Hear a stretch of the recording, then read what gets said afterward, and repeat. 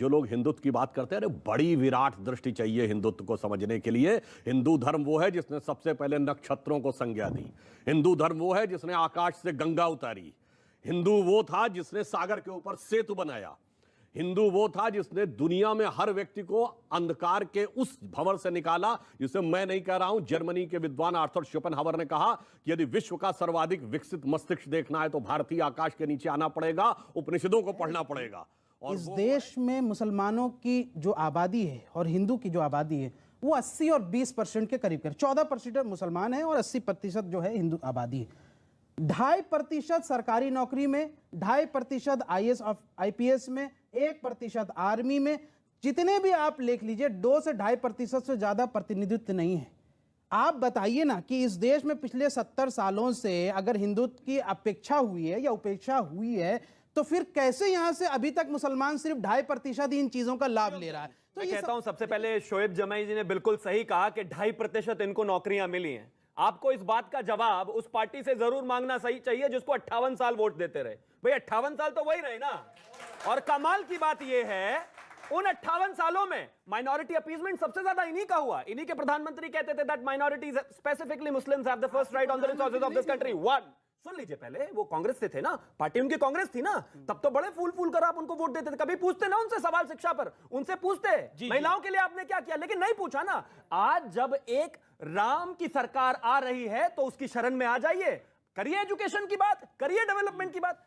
जिनको अभी भारत सरकार ने, हमारे माननीय सुधांशु त्रिवेदी जी ने पद्मश्री का पुरस्कार दिया है, उन्होंने ये कहा है कि देश 2014 के बाद आजाद हुआ है। अंसार आजाद साहब ने बड़ी अच्छी बात कही कि 2014 के बाद ये बात आई है कि इस देश में बड़ा हिंदू कौन। सर मैंने नहीं कही ये बात, जिनको आपने पद्मश्री दिया आपकी बात से मैं सहमत हूं, आपकी बात से मैं सहमत हूं। कारण क्या है ना, 2014 से पहले तो हिंदू की कोई बिसात ही नहीं थी। नहीं सर, सारी बात यह थी कि बड़ा मुसलमान कौन। अब बाबा साहब अम्बेडकर के संविधान में कोई सेकुलर शब्द नहीं था। 1949 में मूर्तियां प्रकट हुई, 1961 तक मुस्लिम पक्ष उसमें पैरोकार ही नहीं था। फिर आए बड़ा मुसलमान कौन, नेहरू जी ने कहा मदरसा मैं बनवा दूंगा। फिर आई इंदिरा गांधी, उन्होंने कहा तुमसे बड़े तो मुस्लिमों की सरपरस्त मैं गोरक्षक संतों पे गोली चलवा दूंगी।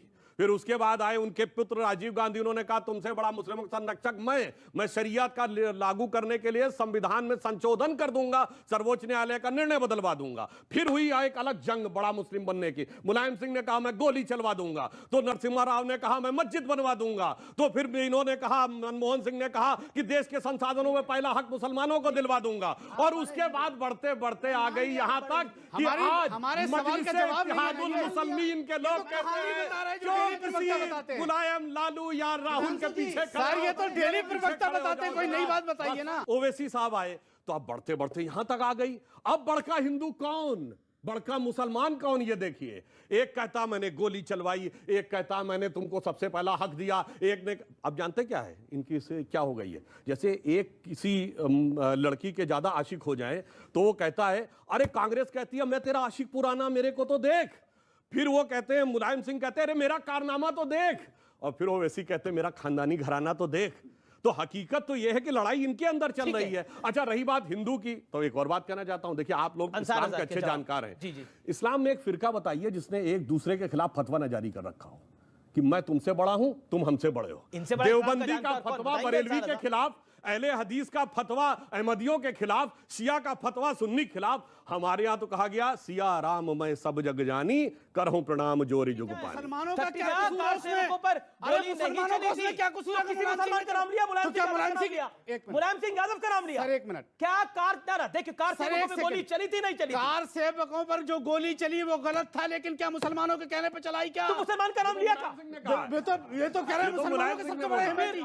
उन्होंने तो यही कहा ना कि मुसलमानों के सबसे बड़े मुसलमान का नाम का लिया। मुलायम सिंह यादव मुसलमान है क्या? किस 1000 लोगों की नौकरी जाती है तो 990 हिंदुओं की नौकरी जाती है। तो आपने ये कहा, तो ये बताइए फिर ओवैसी तो कह रहे हैं कि सबसे ज्यादा इनकाउंटर और पकड़े मुसलमान जा रहे हैं। तो आप सही, ओवैसी सही। बोलिए ओवैसी गलत, बोलिए ओवैसी गलत। आप तो डॉक्टर हैं। हाँ जी बिल्कुल, ठीक है, ऑन्कोलॉजिस्ट हैं जी है। ये बताइए कोरोना की वैक्सीन के लिए दुनिया मारामारी थी, ठीक है। कोरोना की वैक्सीन यहां किसने मारी? आधार पूना वाला। क्या है? माइनॉरिटी। सबसे बड़ा scientist doctor Homi Jehangir Bhabha, minority.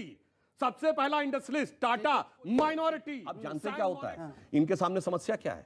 अब मैं कह रहा हूं जाके कोई चेक कर ले। ये कहते हैं आज 2.5% मुस्लिम क्यों रह गए? 1931 के सेंसस देखिए, देश की जो वो थी रेट ऑफ लिटरेसी वो थी 8%, उत्तर प्रदेश में थी 7%। वो जातिगत है इसलिए मैं बोल रहा हूं। 31 में हिंदू समाज में सबसे पढ़ी लिखी जाति मानी जाती थी ब्राह्मण, उसकी 15%, राजपूतों की 13% और सैयद मुसलमान 24%। किसने लाके 24% से 2% पे लाके खड़ा किया? आप दुनिया में पेरिस से लेके, बर्लिन से लेके, पाकिस्तान से लेके, अफगानिस्तान से लेके, इस्लामाबाद से लेके और दिल्ली तक इतना नाराए तकबीर अल्लाह अकबर बोल के ही बम फोड़े गए, जय श्री राम बोलकर किसी ने नहीं फोड़ा। यहाँ क्या हुआ? आज भी इस देश के हिंदू के साथ भारतीय जनता पार्टी ही खड़ी है और ये इस देश के हिंदू को समझ लेना चाहिए कि जब जब हिंदू बटेगा तब तब कटेगा। ये जो टेम्परेरी हिंदू है ना, मैं बता रहा हूं 2014 में अपर्णा यादव की रैली, अपनी बहू की रैली में जाकर क्या कहा कि मैंने आपके लिए, यानी कि मुसलमानों के लिए, आपके लिए कार सेवकों को, हिंदुओं को मरवा तक दिया, गोलियां तक मरवा दी। मैं और क्या कर सकता था? और इससे ज्यादा क्या चाहिए भाई? हमारे देश के नेता बोले भी और हम उसको यहाँ टीवी पे खड़े होकर भी ना बोले। क्यों ना बोले? हम बोलेंगे ये फर्जी हिंदू है। एक मिनट, इन्होंने पहले कहा जहां कटेगा। काबुल में 1/3 हिंदू सिख था, सिर्फ 50-60 साल नहीं कही ये बात। एक मिनट, इन्होंने कही, मैं उसका जवाब दे रहा हूं। आपको क्यों बुरा लगा और क्यों आप फिर देखिए डिस्टर्बेंस? मैं बड़ी इज्जत करता हूं आपकी सर, और आपके एक एक लफ्ज को गौर से सुनता हूं। अभी एक एक लफ्ज आप सुन लीजिए फिर आपको। उसके बाद खत्म हो गया 50-60 साल में? नहीं कटा क्या? 1947 में लाहौर कराची इस देश का हिस्सा था। लाहौर में 75% हिंदू सिख था और कराची में 60% के आसपास हिंदू था। 6 महीने में खत्म हो गया। नहीं कटा क्या? अब आइए देश के अंदर 1990 में श्रीनगर में कितनी भारी मात्रा में कश्मीरी पंडित था। नहीं कटा क्या? धुबरी, एक मिनट सुनिए, धुबरी बरपेटा में, आसाम में नहीं कटा क्या? मालदा में नहीं कटा क्या? मल्लापुरम में नहीं कटा क्या? देखिए आजकल जानते क्या माहौल है?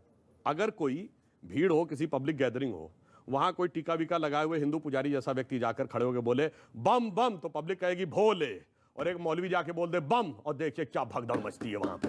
तो आधा दूसरी बात मैं कहना चाहता हूं, इन्होंने कहा देखिए बोलेगा क्यों भाई, थोड़ा वो आधा बोलेगा क्यों? ओ बोलिएगा, अरे बम बम बोल दे तब तो फिर पता नहीं कितनी देर भागेंगे लोग वहां। अब दूसरी बात कहता हूं, इन्होंने जय श्री राम को लेकर बात कही, मुझे घोर आपत्ति है, मगर जो हमारे कई दर्शकों ने अल्लाह अकबर की बात कही उसको नाराए तकबीर कहते हैं। अरे साहब, अल्लाह अकबर कह के लोगों को मारा वो नहीं है। अरे चारों खलीफा अल्लाह अकबर कह के मारे गए, अबू बकर, उमर, उस्मान और हजरत अली। और इतना ही नहीं, इमाम हुसैन और मोहम्मद साहब के नवासे हसन और हुसैन को।